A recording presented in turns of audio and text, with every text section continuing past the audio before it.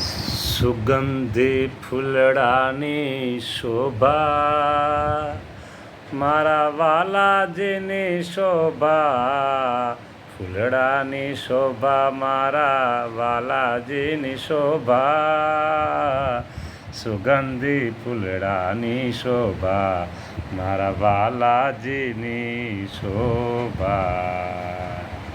દયાળુ, કેવો કેવો તમે આનંદ આપો છો મહારાજ.